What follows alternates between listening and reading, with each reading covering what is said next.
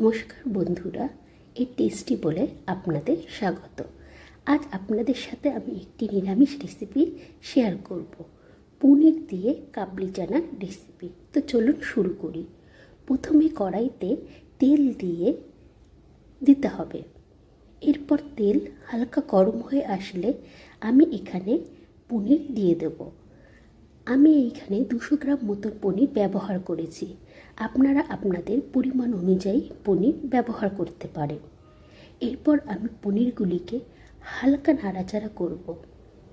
এখানে আপনারা অবশ্যই খেয়াল রাখবেন যাতে পনিরগুলি বেশি না ভাজা হয়, তাহলেই কিন্তু শক্ত হয়ে যাবে।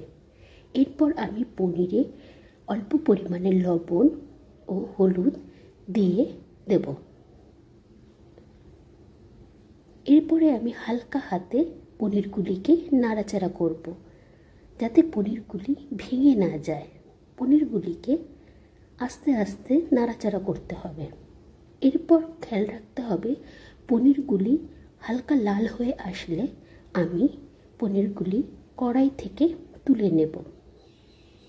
এখানে অবশ্যই খেয়াল রাখবেন যাতে পনিরগুলি না ভেঙে যায়। এরপর আমি আস্তে আস্তে সব পনিরগুলি প্লেটে তুলে নিলাম। সম্পূর্ণ পনির তোলা হয়ে গেলে আমি কড়াইতে আবারও একটু তেল যোগ করলাম। তেল দেওয়ার পরে আমি এখানে তেলটি একটু গরম হতে দেব।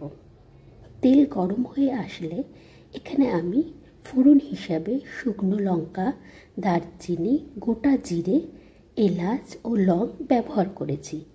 ফোড়ন থেকে সুন্দর সুগন্ধি বার হলে এতে আমি একটু রঙের জন্য চিনি দিয়ে দেব। আপনারা আপনাদের পছন্দ অনুযায়ী এখানে চিনি ব্যবহার করতে পারেন। এরপর আমি কড়াইটাতে ভালো মতন নাড়াচাড়া করে নেব। নিয়ে এখানে কাঁচা লঙ্কা বাটা এবং আদা বাটা একসাথে আমি তেলের ওপর দিয়ে দেব। দিয়ে কিছুক্ষণ নাড়াচাড়া করে নেব।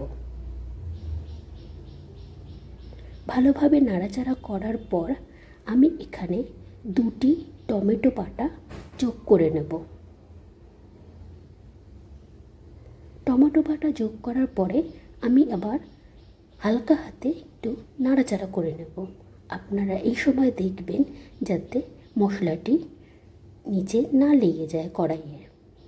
ভালোভাবে নাড়াচাড়া করার পর যখন মশলা থেকে তেল দেখা যাবে তখন এতে আমি গুঁড়ো জিরে এবং পরিমাণ মতন শুকনো লঙ্কা এতে আমি যোগ করব।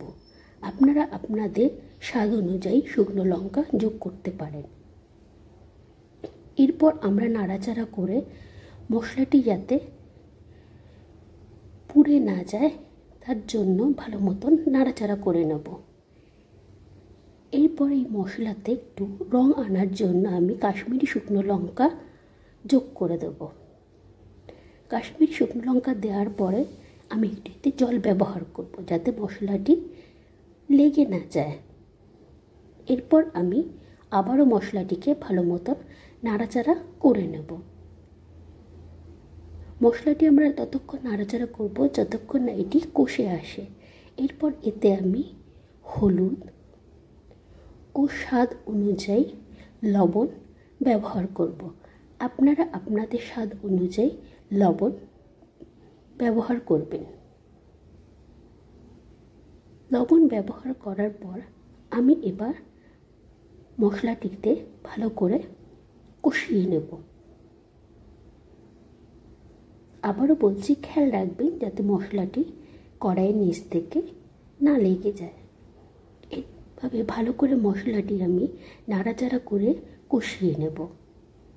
এরপর একটু জল দিয়ে আমি কড়াইটি ঢেকে দেব, মশলাটি যাতে আস্তে আস্তে কষতে থাকে।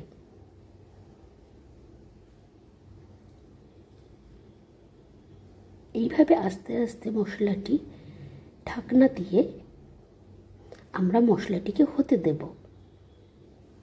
মশলাটি সম্পূর্ণ রেডি হয়ে গেলে আমরা ঢাকনা তুলে এর সাথে আমরা আগের থেকে সিদ্ধ সিদ্ধ করে রাখা আলু এবং কাবলি চানা এর সাথে যোগ করে দেব।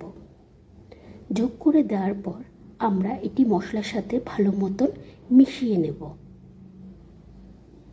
ভালোভাবে নাড়াচাড়া করার পর যখন এটি ফুটে আসবে তখন আমরা এর সাথে পনির যোগ করে দেব। আগের থেকে ভেজে রাখা যে পনির ছিল সেটা আমরা যোগ করে দেব।